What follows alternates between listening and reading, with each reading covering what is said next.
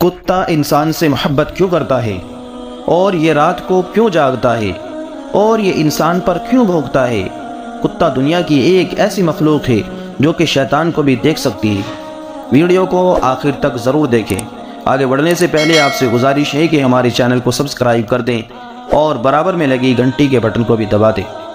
معزز دوستو، علماء فرماتے ہیں کہ ابلیس یعنی شیطان جن تھا، اور اللہ تبارک و تعالیٰ نے اس کی عبادت کی وجہ سے اسے فرشتوں میں شامل کر لیا تھا۔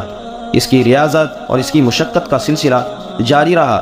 اس کائنات کا کوئی ایسا چپا، کوئی ایسا ٹکڑا نہیں تھا جس پر ابلیس نے سجدہ نہ کیا ہو۔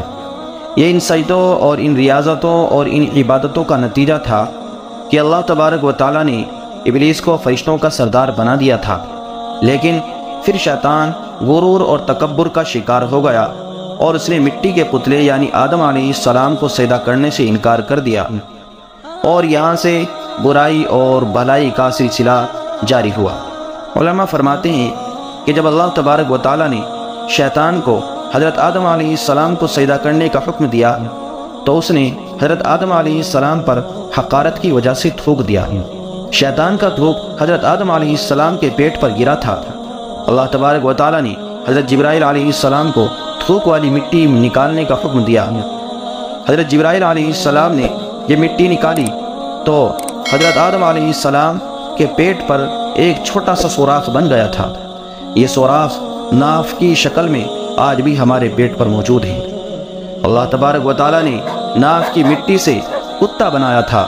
کتے میں 3 عادتیں ایسی ہوتی ہیں کہ یہ انسان سے محبت کرتا ہے، کیونکہ یہ انسان کی مٹی سے بنا ہوا ہے۔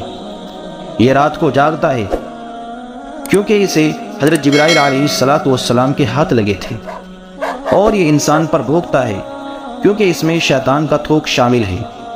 آپ کو یہ جان کر بھی حیرت ہوگی کہ کتا دنیا کی ایک ایسی مخلوق ہے جو شیطان کو دیکھ سکتی ہے۔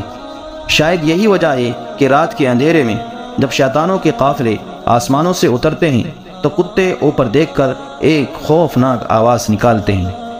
معزز دوستو، آپ سے گزارش ہے کہ ہمارے چینل کو سبسکرائب کر دیں اور برابر میں لگی گھنٹی کے بٹن کو بھی دبا دیں۔ جزاک اللہ، شکریہ۔